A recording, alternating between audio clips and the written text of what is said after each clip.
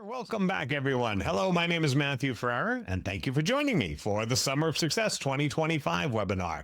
Super excited to have all of you on our program here today. Thank you for investing in yourselves to continue to grow and be the kinds of leaders we need in our industry at times like this. I am excited to pour some ideas into you and to give you an opportunity to ask questions as we go. As our sessions are recorded, so you have the opportunity to repeat the session.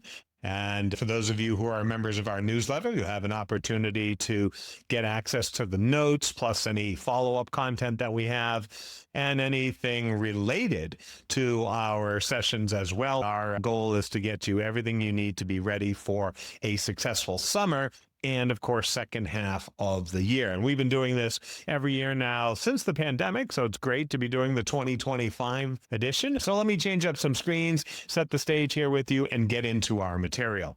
Summer of Success, what do we like to do in these sessions with you? 4 key things. 1, a quick check on the market. Now, I'm going to talk about some national trends here, some national stats, but I just want to give you a little perspective on where we stand and what I think is possible for growth for everybody. Again, whether you're a salesperson joining us today, a manager, an owner, MLS executive, all sorts of people. Over 300 signed up for today's program, so super excited to have you all in. And we'll take a look at some big trends, but of course, local markets always have unique conditions, so I encourage you to make sure you double check what I'm going to share with you for big stats and your local conditions, just to make sure you can be as specific to your clients and colleagues when you discuss them in the future. We're going to take a look at refreshing your business plans. That's especially for salespeople, but managers, keep your eye on this activity because you can share that with salespeople and potential recruits. If you're talking to some people who might be entering into the business, you might want to show them 2 quick sets of calculations that'll get them going in the right direction. I want to talk about some growth channels, at least 5 different ways, and then 1 cool set of techniques using artificial intelligence and social media to do something special with your marketing going forward. So all of that, plus who knows what else will come across as we get rolling here today. Now, I want to just welcome, first of all, everyone who is a member of my newsletter, Always Inspiring. If you're not a member of the newsletter, you can sign up for free by going to that QR code and make sure you choose free before you sign up if you want a free copy, or you can use that code to get 10% off the annual subscription for the newsletter. But for those of you who get the weekly newsletter, whether it's the free or the upgraded version, you know that it's packed with goodies, ideas, inspirational stories, things that will help you grow yourself, and of course with it, grow your influence and your careers. Over 175 articles are already in there. Can you believe it? It's amazing. When I took a look at the number, I was just blown away at how much we've already shared with you, including past recordings of other webinars, video clips, ebooks, spreadsheets, downloads, all sorts of stuff. So if you do upgrade, you get access to the whole library. And if you're a free subscriber, you get access to the running few weeks of content. I think it's 4 or 6 weeks right now that you get access to, and then things go into the archive. But you can upgrade at any time. If you're watching today, though, I thought I would just put a little benefit in, which would be a little bit of a discount for you if you wanted to upgrade. Let's get into our content for today. I'm going to start with a picture here, one of my favorites to start with. I use this image a lot, but it really does tell a story for me. And it is on page 3 of your handout if you're following along in the workbook.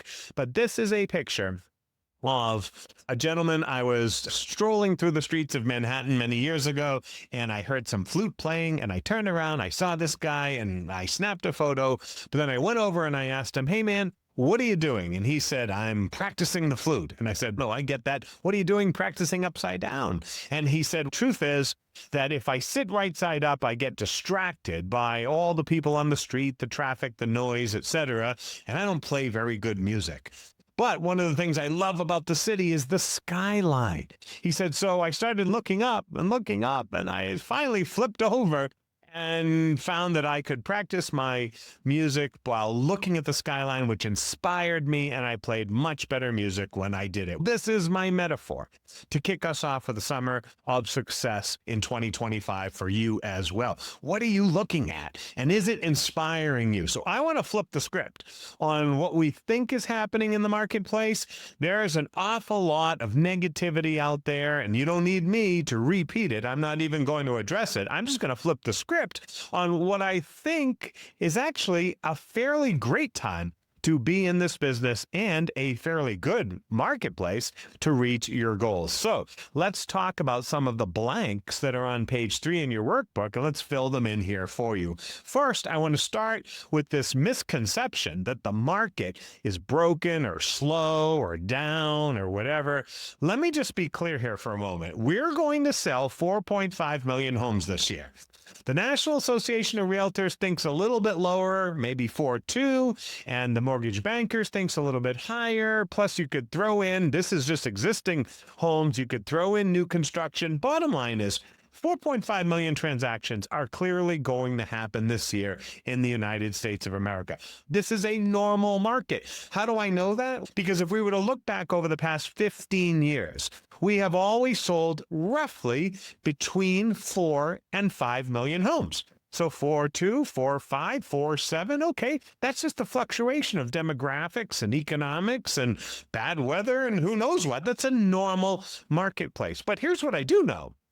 4.5 million homes is 12,328 homes a day.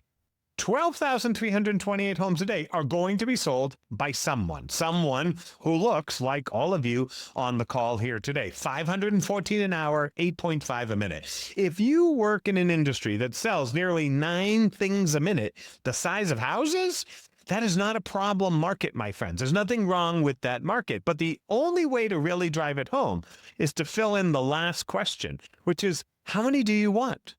How many actual sales do you want this year? If you're an agent, drop a number in the chat room. If you're an office manager, how many do you want for your office? If you're running an MLS, how many would you love to see flow through your MLS? Bottom line is, unless you write 5 million homes, then there's nothing to complain about, because if you only want 25, that's within 4.5 million. If you want 2,500, that's within 4.5 million. You see what I mean? Whatever your number is, the market has it for you right now. The bottom line is this: most of you will find a market big enough to get what you need to have a great year. So number one, there's nothing wrong with the market. And it is the most important thing to remind yourself of in the summer of success at the middle of the year. And it is also very important to be reminding your customers and clients of. Meanwhile, there's nothing wrong with your customers and clients. So if you were to ask any pundit today or talking head in this business or outside of this business about the state of consumers' love for real estate, you'll hear all sorts of stories. But you know what? I don't talk to talking heads. I actually look at what buyers and sellers do. And what buyers and sellers have done in the last year is use more realtors than at any time in the past 25 years. In 1997, only 77% of people who bought and sold a home used a realtor. Last year, 90% of people who bought and sold a home used a realtor. There's nothing wrong with the consumer-realtor relationship. In fact, only 6% of people tried to sell their home on their own, and that is, jot this down, the lowest number in 41 years of data. That means everything that's been invented, all the technology, all the self-help, all the algorithms, all the magic, all the iBuyers, all the hoopla, all the whatever you want to call it, has not caused people to want to try and do it on their own. In fact, the lowest number than ever was attempted in the last 12 months. And in fact, 50% of those only lasted 3 weeks on the market before listing with a realtor. And I'll show you the total number of all FSBOs who ultimately list with a realtor is nearly twice that. And last but not least, no one is doing self-serve iBuying, click and algorithm stuff. All that stuff we were told about the upcoming bots that were going to take over the real estate industry. Less than 1% of people last year actually used an iBuyer to buy a home. Bottom line, what am I just reminding you here? Most people are happy to work with their realtor. 91% of consumers said they were satisfied with their real estate experience or greatly satisfied with their real estate experience. Why do I start with this? Because the number one thing you need to remind yourself of as you enter into the summer of success is you're okay, the market's okay, and the consumer is okay.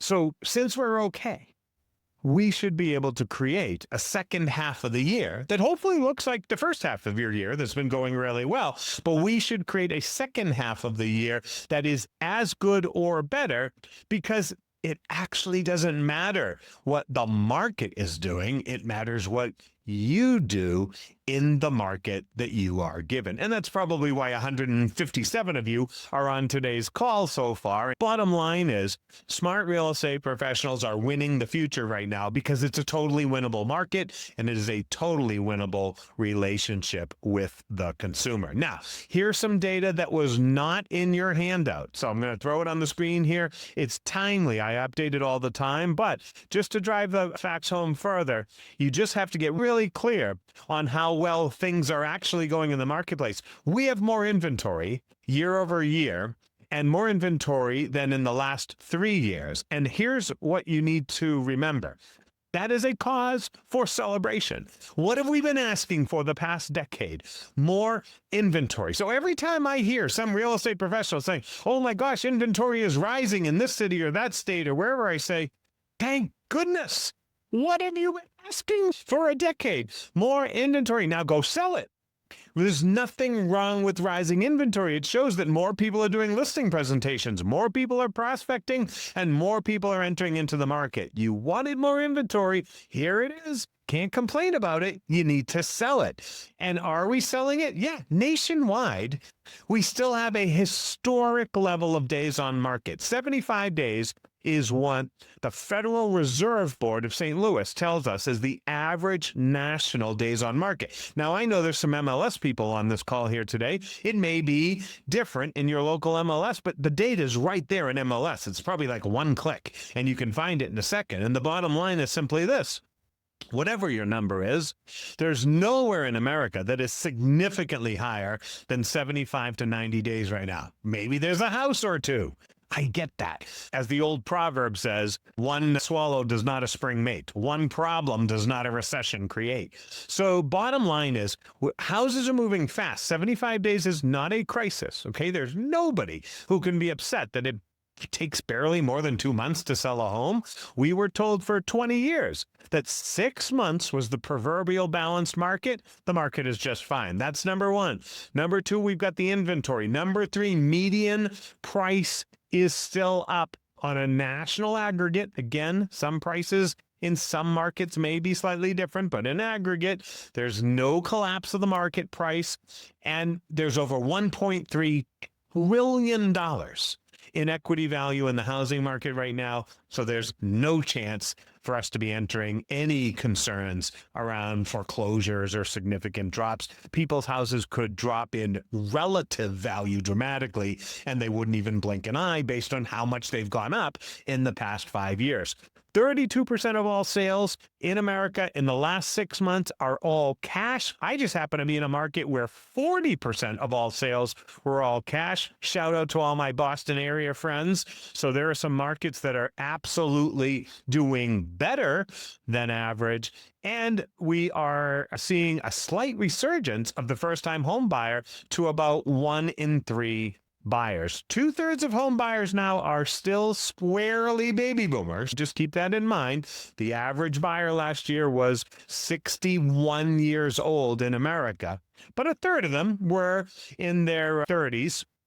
And so we're seeing a little bit of a resurgence of that. I just wanted to add those numbers in because bottom line is, if I filled out this sheet, I would use it in a listing presentation or a buyer presentation. I would basically be able to say to people, there's lots of houses to choose from. They're moving quite quickly. There's nothing wrong with the marketplace.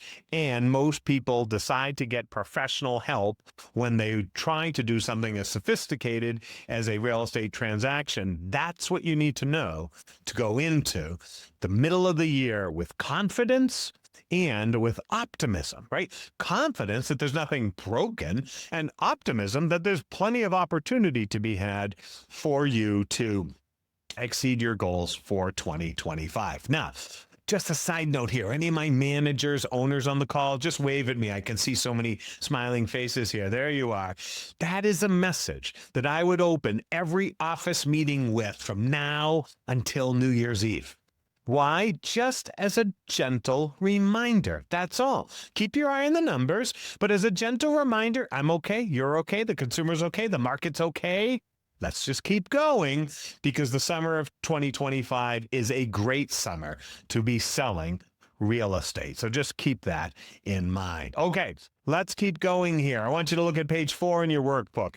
If I were thinking about checking in on my business in the middle of the year, no matter what role I have, I'd remind myself of this. First, we need to recognize that we don't sell homes in real estate, right? What do we do as real estate practitioners? You sell you.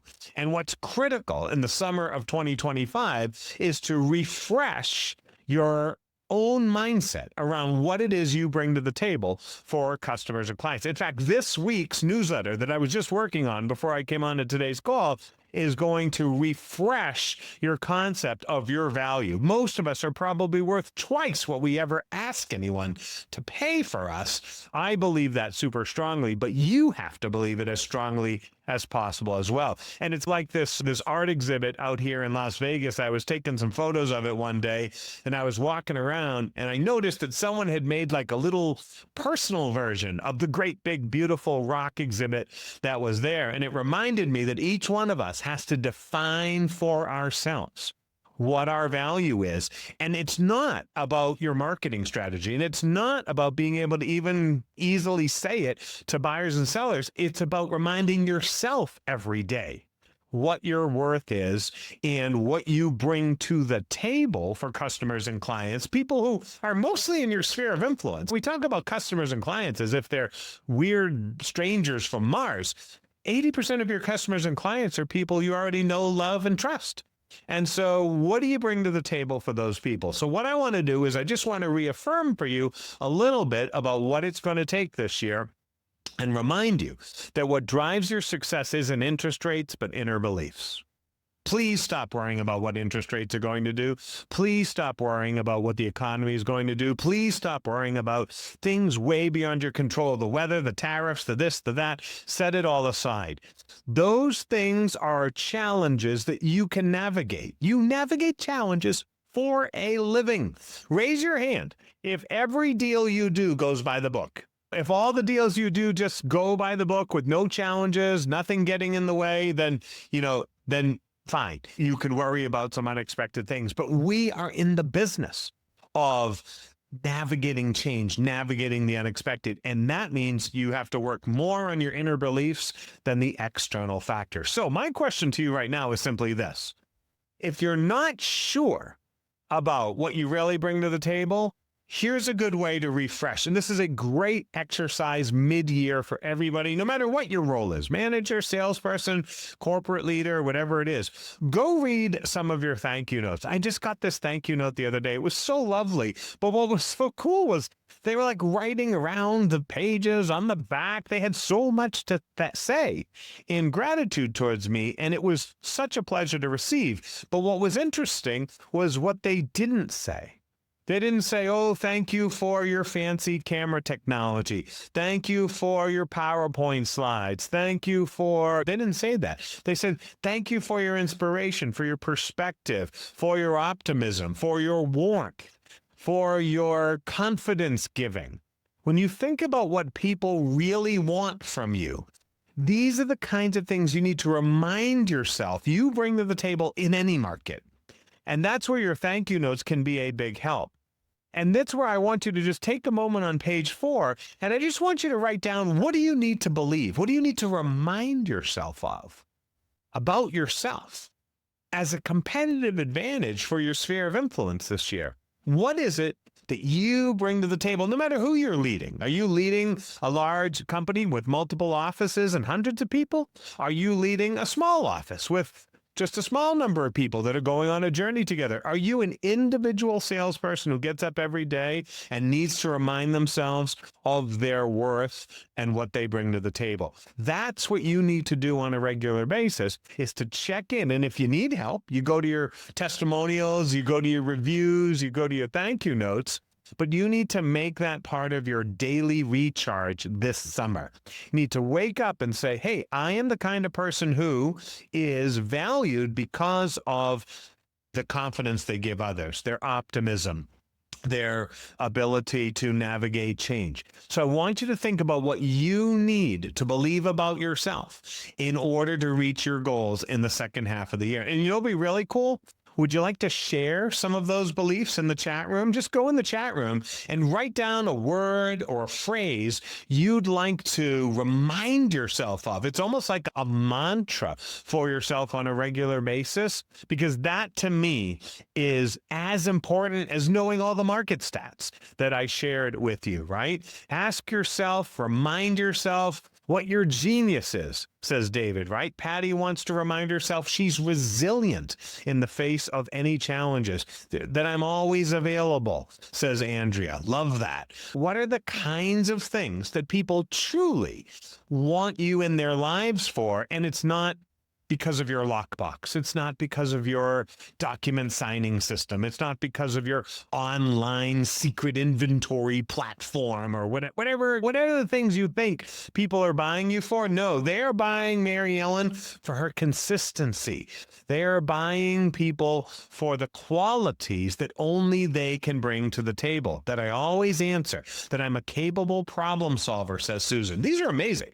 Right? These are things that, by the way, others can't easily copy. Each one of us has our own strengths, our own abilities, and these are things that can't be commoditized. And these are also traits and beliefs and abilities that only increase your value, never decrease your value. You can't say, you know what, Pete is a guy who's focused on results, and Cecilia is someone who's always honest, and Mila is someone who's trustworthy. But you know what? I think we should discount Mila's trustworthiness, right?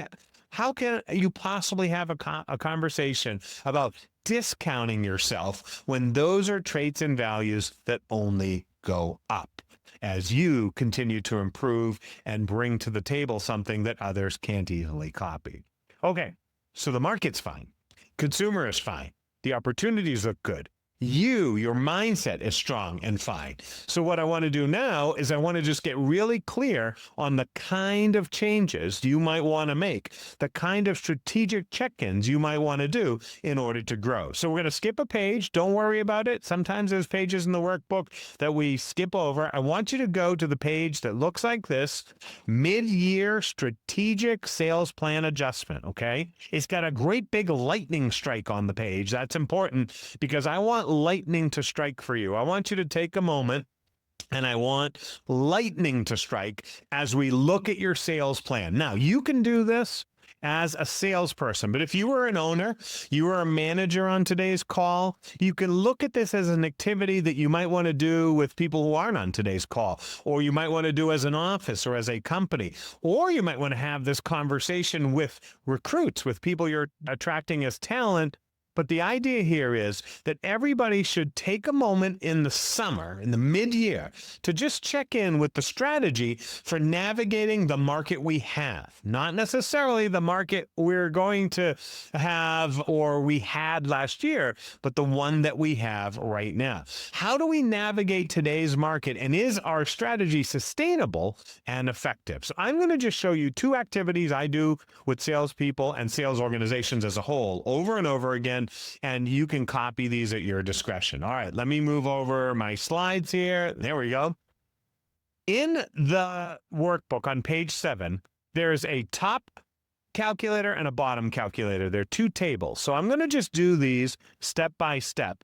And again, you can have multiple perspectives here, but I'm going to do them from the perspective of coaching an individual salesperson just to start, just so you can see how this works and you can adjust the perspective for whatever role you are in your industry. So let's talk for a moment about just the basic question of what kinds of sales are going to be effective for a salesperson in the second half of 2025. Here's a question everyone can play with in the chat room. Let me ask you this. If I were a salesperson today who had a choice of working with buyers or sellers on a daily basis, and I woke up today and I chose to work with 3 buyer clients. If I had 3 buyer clients right now, what percentage likelihood would I have of having a closed deal in the next 90 days? What percent? I have 3 buyers, and what percentage of those 3 buyers, what likelihood would I have a closed deal in the next 90 days? Would I have a near guarantee? Would I have 100% likelihood I'm going to close on all 3 of those buyers, or less? Patty says maybe 30%, maybe 1 in 3 will close in the next 90 days. Great. What other numbers come to your mind? You've got 3 buyers, you're working on them every single day, you're showing them listings, you're sending them information, you're working on their financial ability. What percentage are likely to be closed deals in the next 90 days? Cecilia says 30, Susan says 50. Okay, good. So it's certainly not full. Certainly not all 3 are going to turn into 3 paychecks for me in the next 90 days. Let's change one word in our question. What if I had 3 listings right now?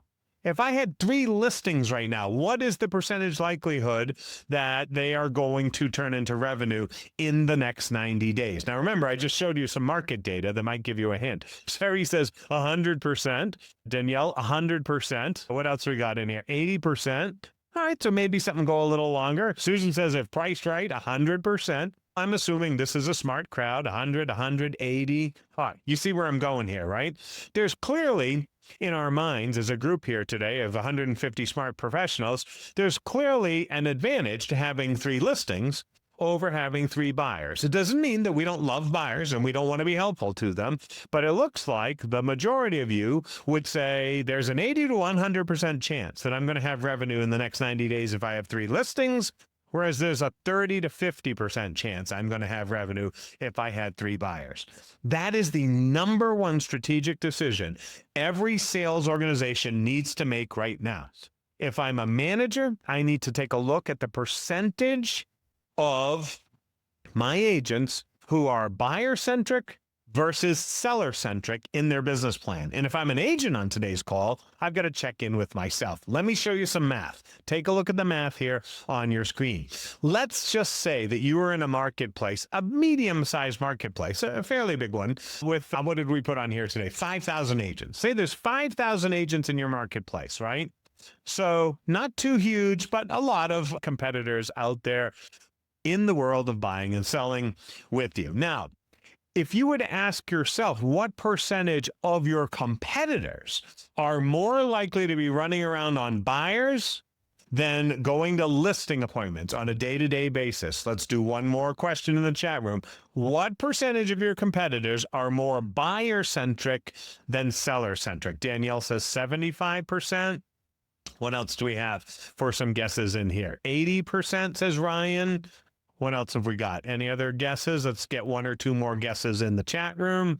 What percentage of your competitors are more likely to be working with buyers today than sitting in listing presentations today? 50%. So Patty, Cecilia says 60, 50, 80, 90, 80, 90. Okay, a few bigger ones there. All right. Here's what happens when we ask this question nationwide. Most audiences tell us that about 80% of their marketplace is buyer-centric.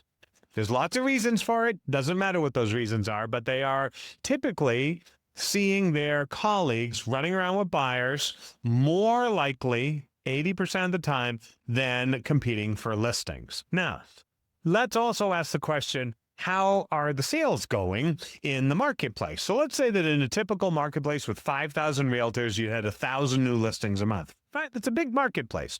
So 1,000 new listings come on every single month. Let's say that sales have cooled just a tiny bit. They're taking a little bit longer, like we said, than a month. There was a time when they would all sell in a day, and then a month, and then 2 months. We're at 75 days nationwide. So let's say that 750 of those sell a month. So there's 1,000 new listings a month, 750 sales a month. Now, if I'm on the buyer side, which side of the equation am I on? I am on the sales side. And if 80% of my competitors are on the sales side, here's my problem, ladies and gentlemen. 4,000 buyers, agents, are running around chasing 750 sales in any given month. Let me say that again. If there's 5,000 agents, 80% who are buyer-centric, there's 4,000 agents running around with buyers chasing 750 sales in any given month. Whereas on the other side of the equation, there's only 20% that are chasing those listings. So if I were chasing the listings, I would only be competing with 1,000 competitors for 1,000 listings. So this is just a game of odds, my friends. And I live in Vegas. So this is like, we grow up with this. This is very normal, okay? If you think about this, where do you want to put your fishing pole? If you got a pond in which fish come in every month and some of them get caught, do you want to put your fishing rod next to the 4,000 fishing rods trying to find 750 fish? Or do you want to put your fishing rod with the 1,000 fish and 1,000 other fishing rods? You see where I'm going here? This is where everyone needs to check in right now and see what their balance is. See what their work looks like. Look at your calendar and your appointments for the last 3 months, the last quarter of the year, and ask yourself, am I running around with more people in the crowded end of the market, or am I running around chasing the potential for business in the balanced end of the market? And whatever your calculation looks like, you can see where you fit. But let me also just say this, and listen up carefully, managers and owners on the call.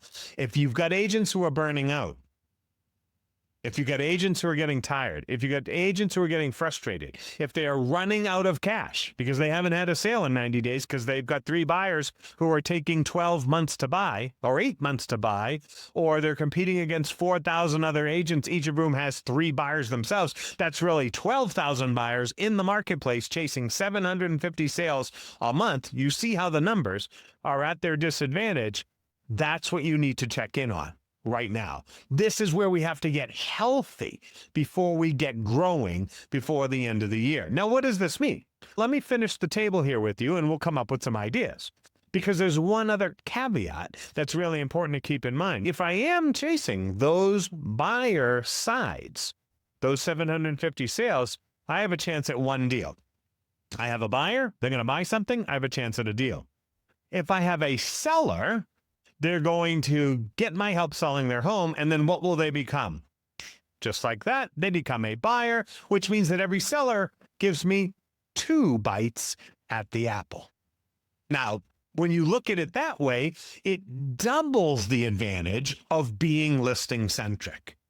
It literally doubles the advantage of focusing on listings. It's a less crowded part of the marketplace, and it gives you 2 bites with every client at a transaction, as opposed to a heavily competitive, crowded end of the marketplace in which you might get 1 transaction sometime, if we look at these ratios, in the next quarter or during the year. This is why people burn out, and this is why every mid-year I do this activity with agents and say, what's your balance? What's your balance? Because that's what you have to fill in.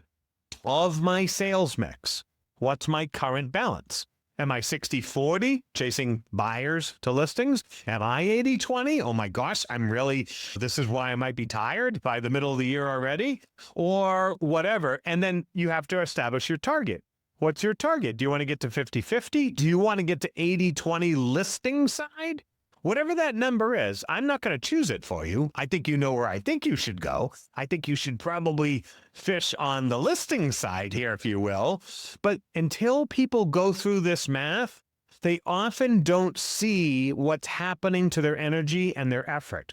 They don't see why they're burning out, running out of money, working harder than ever, but they're working in the end of the pool that is so jam-packed that it is hard to be able to swim strongly and to reach success. So that is the first thing you need to do, the first strategic assessment.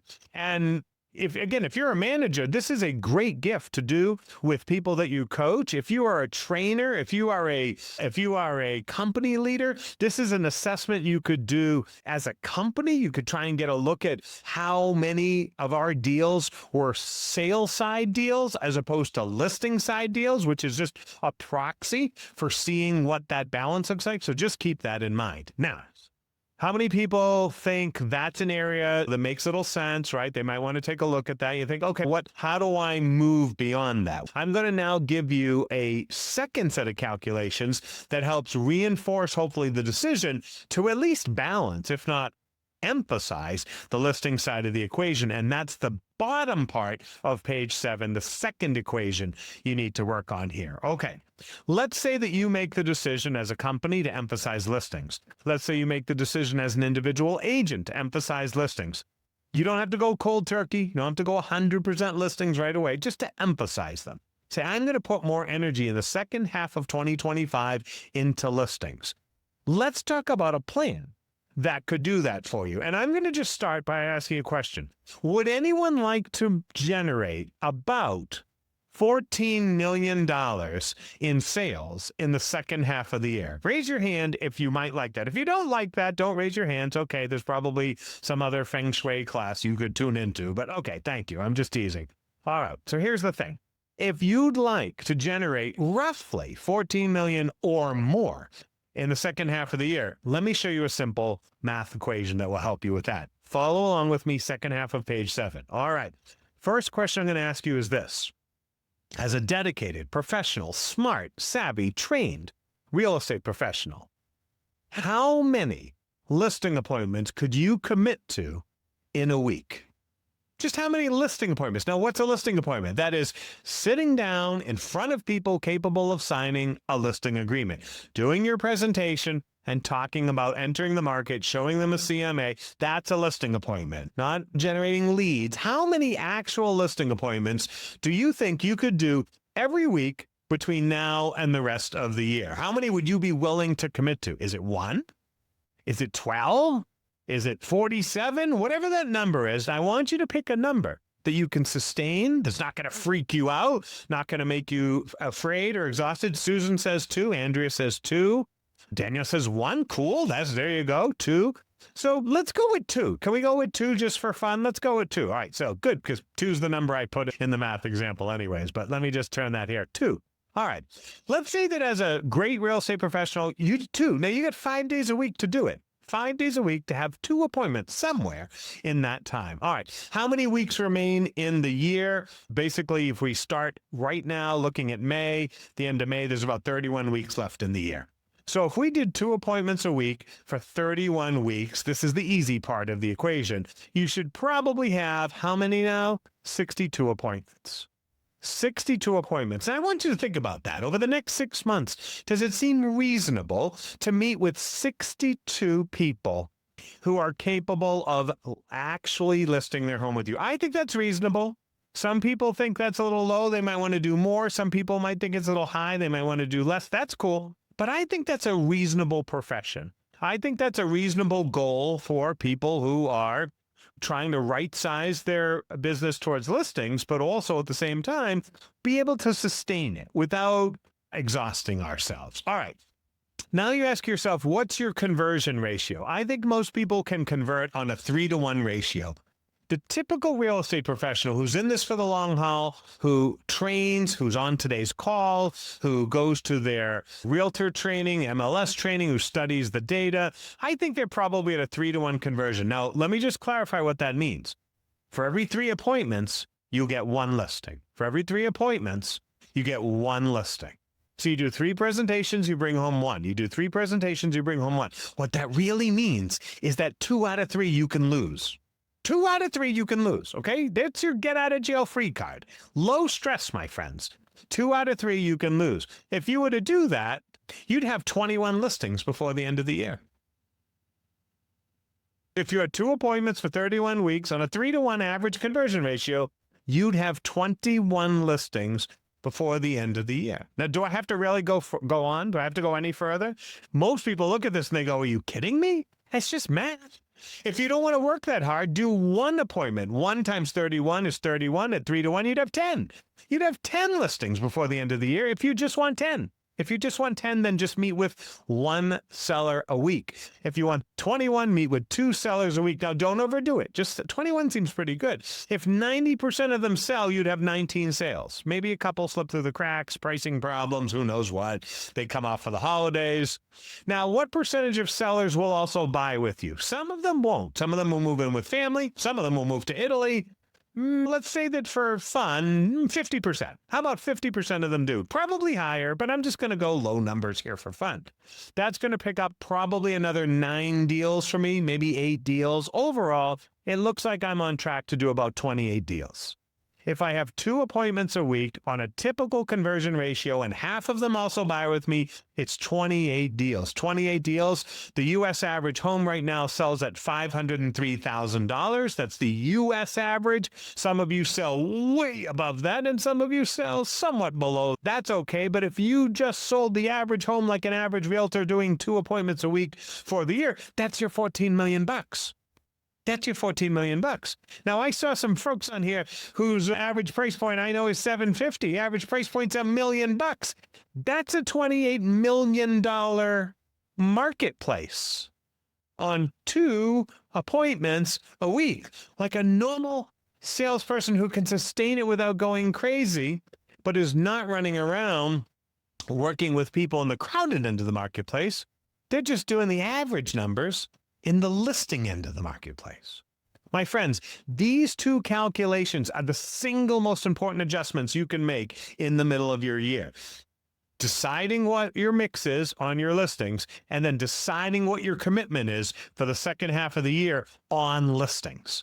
If you were to do that, whatever your numbers are, you could adjust this. If you just did 1 appointment, it's still $7 million in sales. If you wanted to work a little harder and you did 3 apartments, you're going to be absolutely taking vacation and a trip around the world if you want for Christmas time. So you get where I'm going here. You don't have to go crazy to be successful in real estate. You just have to go committed. You got to get committed to this. So Susan says she can do that. TW says this is insightful. Bottom line, my friends, is this. You need to do this worksheet with yourself. And if you're a manager or an owner, you need to do this worksheet with your peeps. And you need to be able to just give people a midsummer nudge. Now, 2 questions real quickly are going to come up. One question is, okay, is this sustainable? Can I really get 2 a week? Okay, you might have to ramp up to it, but you got 31 weeks to ramp up to that ratio. And the second question will be, but where am I going to find all those people? Where am I going to find all those appointments? How many times do we get asked that? Where am I going to find the potential for 2 full appointments a week? Let me show you where we're going to do that. First, we're going to go shopping for some candy. So this is one of my favorite fun new pictures. I don't know if you guys have seen these chocolate bars, but they have these chocolate bars with different emotions on them, which I thought were cool. And I like to go shopping for success. So what would be some sources of summer success using the chocolate bars? Look at page 8 in your handout here, if you will. What I want to do is I want to just show you 1, 2, 3, 4, 5, 6 simple places. I'm not going to go deep into each one. I'm just going to hit on them really simply here.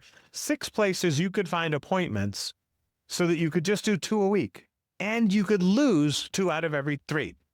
So 2 appointments a week, lose 2 out of 3, still bring home $14 million on top of the first 6 months of the year you've already worked. I think you're going to be able to do really well here. Let's take a look at how this would work. Here's number 1. Number 1 is your sphere of influence. Now, I don't have to overdo this, but every stat will show you that 70% of your listings come from people who already know you, already trust you, and already love you. So they only interview 1 person. That's the most important thing to keep in mind. So if I'm a manager, I want to emphasize to my salespeople the need to reaffirm relationships in their sphere of influence, reconnect with people over the summer of success, and solidify those opportunities to get those appointments to bring them into the market before the end of the year. If I'm an agent on this session, then I want to remind myself, wow, this is easy. Because I'm just going to be reaching out to people who already love me, people who already trust me, friends, family, past colleagues, neighbors, past clients, anybody who already has a relationship with you. That's not a bad sales career to have if 70% of your business is going to come from people who already know and love you. That's number one. That's where you're going to get your most appointments. The place you're going to get your second most appointments are for sale by owners. Remember I said earlier that only 6% of people tried to do a for sale by owner? It's still a large number in a lot of marketplaces. It's a small percentage, which is good, but it's a large number. Here's Las Vegas. I just happened to go on before this session and grab a quick screenshot from Zillow. This is just Zillow. If you go on Zillow and you do a search for homes listed by owner in any market in America, you get an instantaneous map. I found 61 of them in 1 second. 61. I only need 2 appointments a week. That alone would be my target list for the rest of the year, let alone all the other sources we're going to talk about. And the cool part is this. Write this down. 88% of all FSBOs ultimately list with a realtor. 88%. Friends. It's actually performing better than your sphere of influence. You almost wish you had more FSBOs than people, because 70% of your sphere will fill your pipeline, but 88% of for sale by owners will ultimately list with a professional. And by the way, you don't have to win them all. Remember, you could lose 2 out of every 3. So you might as well play in the ball game where they have a super high likelihood of converting, and you don't have to convert all of them, just 1 out of every 3. And places like Zillow are open portals where you can very quickly do a search in your neighborhood, sort it by price if you want, do whatever else makes sense. But bottom line is, it's a free source of leads. It is literally a free source of high converting leads. And while we've been teaching this for more than 30 years, there are tons of real estate professionals who never do this because they're either too buyer centric and you don't find buyers on Zillow, or they are not used to prospecting for the leads. They're waiting for the leads to come to them. This is just a list with names, addresses, emails, and phone numbers. It's literally like taking candy, chocolate bars, from the customer, except you're going to be doing them the greatest help ever. You're going to help them do it right. What's number 3? Here's the bat signal. I love to do this one. This is my favorite. I think of this as the Batman signal because most of you who get a listing have probably been trained to work the neighborhood. You get a listing, you call the neighbors. You call all the neighbors, you knock on their doors, you send them just listed postcards, etc. What happens if you don't have a listing today? Who are you supposed to call? Maybe one of your colleagues in the MLS has a listing. And with all due respect, don't tell them this, but with all due respect, not all of them are as greatly trained as you are. So they get a new listing, but they don't call the neighbors. They don't knock on the doors. They don't send the postcards. So what I do is I look in MLS every morning and say, which one of my colleagues has successfully sent up the bat signal?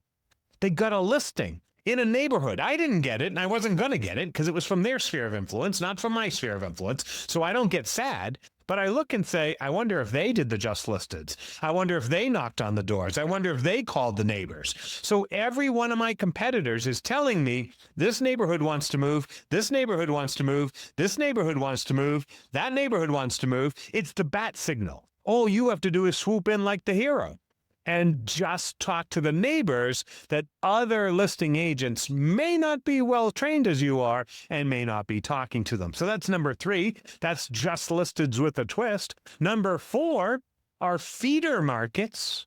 One of the coolest things about America is our mobility. So you might want to know who's moving into your town, who's moving out of your town. And there's another great tool to do that. Now, some MLSs have this, but if yours doesn't, here's what you can do for free. Just go to realtor.com. You might have heard of realtor.com. I know you've heard of it, right?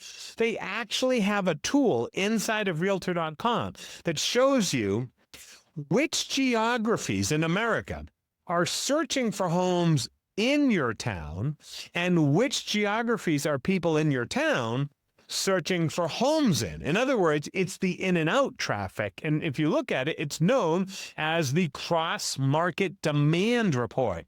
And you can put any county in here, and there's the link for it. Mike Murphy put it up there faster than me. He's the best. There's the link for it. And what I love about this link is that, like, I just put in Las Vegas, and all of a sudden it shows me where people around the world, around America, are searching for Las Vegas homes. And I look at this and it says California, Illinois. Oh my gosh, Illinois? Are you kidding me?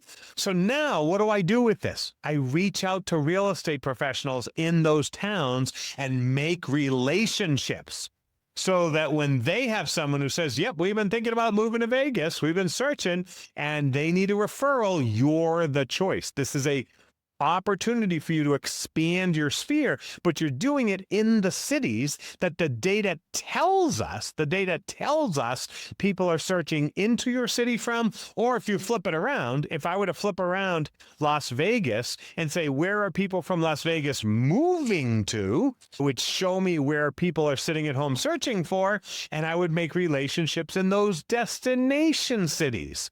And that would enable me to very easily create opportunities, relationships for incoming and outgoing referrals.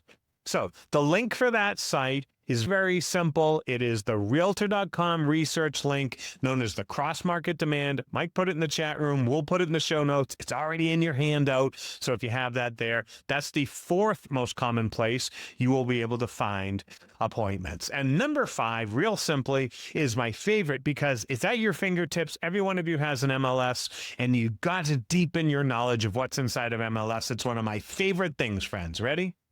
We always talk about expireds, meaning like the listing expired, but there's another expired inside of MLS that many people don't know of, and it's the agent who expired. Now, what do I mean by that? I don't mean agents who passed away. Don't get morbid here. I mean that 60% of agents only last 1 year in the business, and 90% of agents don't make it past their 50th anniversary in the business, but they might have actually sold the home. So what happens if an agent comes in today, works with the buyer, that's great, sells them a home, and quits the business at the end of the year? Nobody has been taking care of that seller. And year after year, nobody's been checking up on them. Nobody's been mailing to them. Nobody's been telling them to turn their clocks forwards or back, or sending them holiday recipes, or whatever it is we're supposed to be doing. No one's been nurturing them, not because the listing expired, but because the agent expired. The agent literally expired from the business. And so what you can do, check this out, you can go into MLS and you can run a report, and here's your only criteria: homes that sold 7 to 10 years ago. Why 7 to 10 years ago? Because the average tenure in a home right now is 10 years. Around 10 years, people want to move again, but they've had no agent taking care of them, maintaining that relationship for 10 years. But where's the data? It's in your MLS. It's literally in your MLS. All your sold sales that are 7 to 10 years old are high target customers that everyone has been ignoring because those agents dropped out of the business years ago, and you can just simply work those new relationships. All right, that's 5 different places that you can find those appointments. We wanted to check in on the market, we wanted to check in on our strategy, and then we wanted to check in on our messaging. Our messaging is what's going to help us in the summer plant the seeds for a bumper crop. The bumper crop is a second set of sales in the second half of the year, but you got to plant some seeds. How are you going to do that? The way to plant the seeds, my friends, is to think about your marketing message and take advantage of one of the coolest new technologies out there right now, artificial intelligence. Except that, to me, the real definition of artificial intelligence, of AI, isn't necessarily artificial intelligence. I think the real definition of AI is to send messages that are always inspiring. So what do I mean by that? Let me show you. Let's say you wanted to plant some seeds in the mind of consumers, that the market's okay, that there's a growth opportunity, that maybe in the fall they do want to enter into the market. That's going to take some time. And it's going to take some repetition. You're going to need to send the message multiple times to your target and to your sphere, and you want to do so in a way that eventually it sinks in. Let me show you what I mean by that.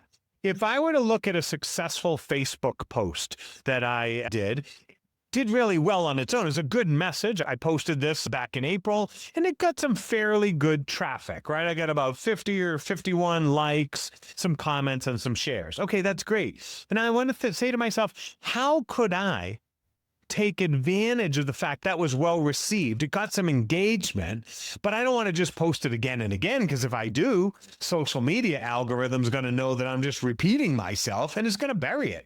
It's not going to be any good. What can I do to be able to repeat a message? Now, why do I care about repeating a message? Number one, because it usually takes 7 or more times for a consumer to recognize a message. Right? That's the old rule of 7 that's been around since the 1930s in marketing. You got to say something 7 or more times. So this summer, you've got to repeat positive messages 7 or more times to plant the seeds for some of those prospecting calls you'll make in September, October, and November. And number 2, social media loves to bury your content these days, right? It is not your friend. I have, by the way, just to be clear, I have more than 3,600 friends and over 9,300 followers, and only 51 people saw my post, right? I have well over 12,000 connections on Facebook, but only 53 people saw my post.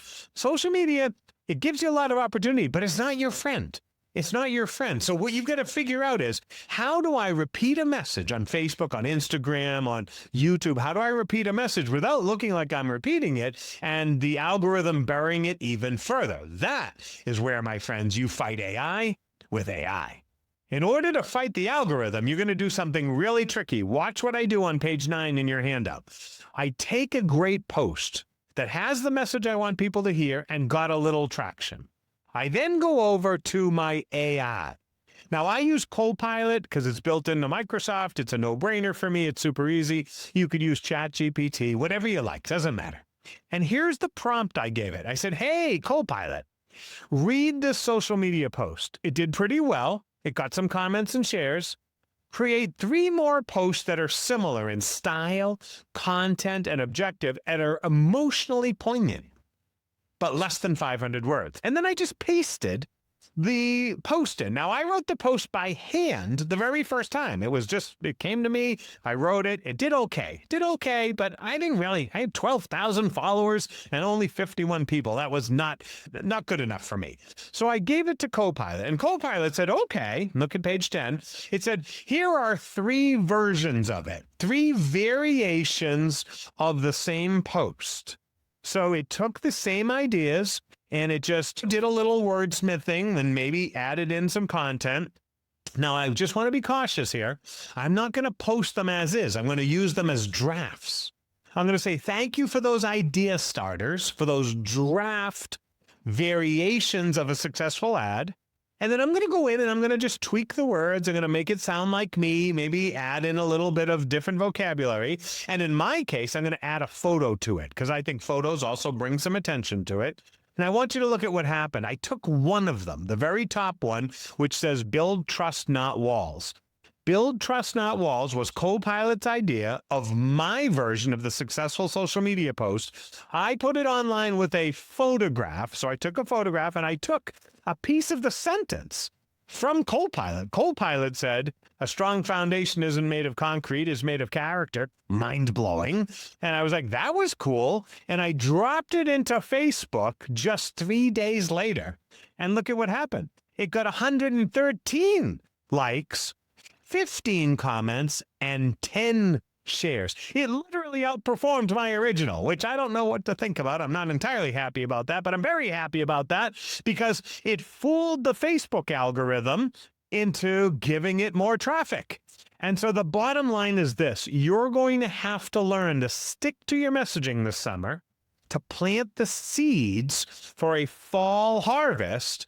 And you can't just post the same thing over and over again, but AI can help you make variations on the theme. All right, so let me wrap this up with you here real quick. 2 things before we go. Number 1, I hope these ideas were helpful to you. I hope you could take them, apply them to yourself, to your role in your business, and to make them work for you for a summer check-in, a little adjustment, of course, and hopefully a lot of optimism about the future. Number 2, if you want to sign up and get the recording access On the left-hand side is a QR code that will take you. Now, again, you can sign up for free, or it'll take you to the 10% version of the year. You can save there. That's entirely up to you, but that's where the recording will be. Thank you for hanging out with me. I super appreciate all the time I ever get to spend with all of you. I wish you nothing but success, and I look forward to seeing you not only in our newsletter and online at Always Inspiring, but in our next webinar coming up soon. I'm Matthew Ferrara, wishing you all the best for a summer of tremendous success and many more yet to come. We'll see you soon. Ciao.